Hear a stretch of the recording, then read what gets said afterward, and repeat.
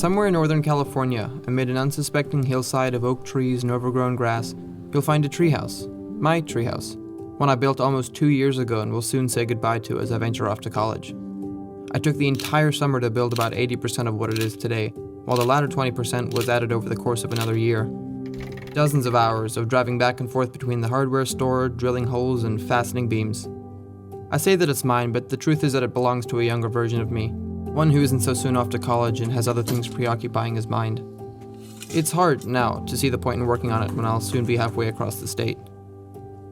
I recently came across an opinion article I wrote during my senior year from a high school newspaper called "Why Everyone Should Build a Treehouse." The article made me think of the treehouse, still intact but unkept and untouched for 9 months as I make this video. It feels wrong leaving it like this, not least because it's a bit of an eyesore, but because it feels disrespectful to my 16-year-old self who spent an entire summer sweating it into existence, and I feel obligated to leave it as he intended. Who knows, maybe it'll be enjoyed by my sisters or whoever ends up buying my parents' house.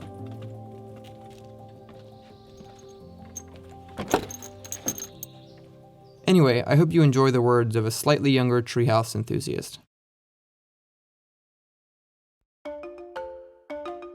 Why Everyone Should Build a Treehouse by Hoole. Imagine, if you will, being perched atop a tall tree looking out over the vast Bay Area landscape, as huge predatory birds fly at eye level and a warm breeze dances across your sun-baked face. This is what I get to experience every time I climb up to my treehouse. The word treehouse might conjure up memories or depictions of early childhood experiences, but as I have come to realize over the past year, and the past month of confinement in particular, even those of an older generation can enjoy the idea of a treehouse. During the blistering summer of 2019, I set out to build a treehouse. I'd always wanted one and needed a summer project. I finished it and thought little of it besides being a platform from which I could escape my crowded 5-person family home. But then, overnight, I was morally and socially obligated to stay within the confines of my own home and backyard. The treehouse has really become the foundation on which I've built my new, enjoyable pastimes. I built a garden amongst the trees and have since sprouted 6 different herbs and vegetables, teaching myself the frustrating practice of botany through trial and error. And after never having considered reading an enjoyable pastime, finished 2 books. An extra benefit is that without a security deposit, you can quite literally cut holes in the walls and mold the structure like you would a Lego project. I get so much enjoyment out of it, and at the end of the day get to say that I built it with my own 2 hands. Having a place where I'm able to be in nature, be comfortable, and be alone when I so choose is of immeasurable worth, and has truly made this quarantine and every other day so much more bearable.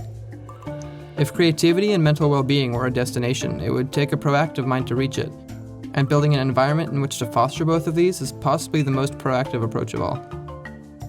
A treehouse might be quite a specific example, but I urge you to take the idea in whatever context works for you and apply it to your own life, integrating sunshine and a bit of hard labor wherever possible. That might have been like a touch dramatic. I don't know, who's to say the world doesn't need more ambitious treehouse opinions?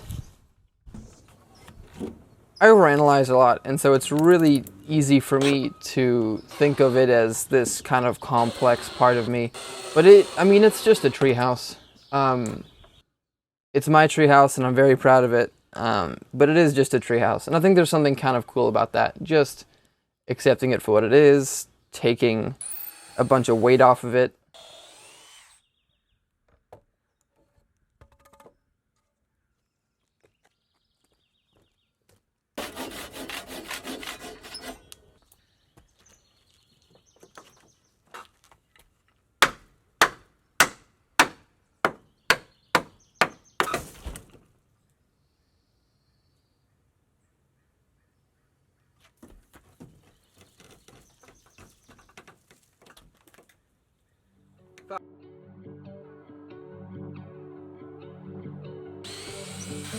I've been trying to think about what I want to get out of this whole process and experience, and it's easy to write it off as kind of a cleanliness, a neat freak type experience. But I think another thing that comes to mind is respect, and I've mentioned this before, but it's really easy to write off the things you do as good enough because you did them and not someone else. And so I think coming back to it and caring for it and treating it with respect makes me feel, I don't know, it fills me with humility and respect for myself right now and my former self. I think it proves to me that I can finish things and kind of wrap things up.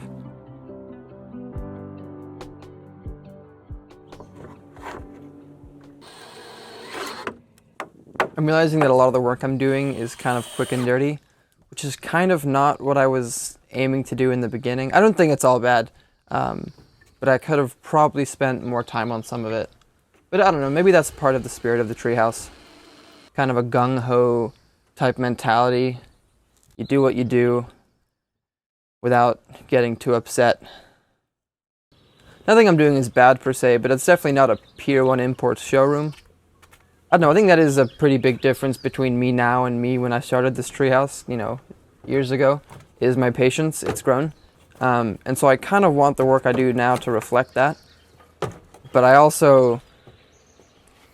don't know, it also feels redundant, some of the stuff I'm doing, you know, fixing things that were once intact and reordering things. It's hard to give it as much attention as you would the first time around. And so I'm trying to find that balance.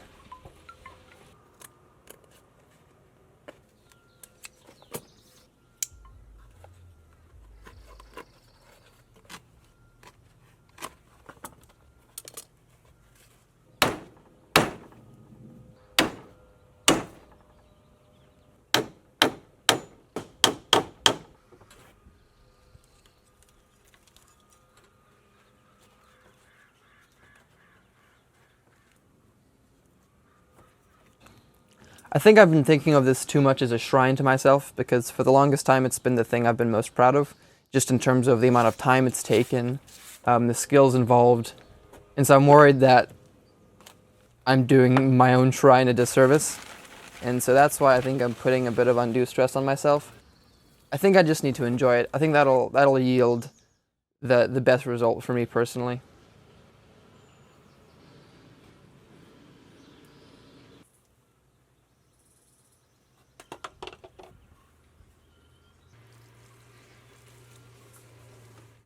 I don't know. It sounds obvious, but sometimes I gotta think these things through.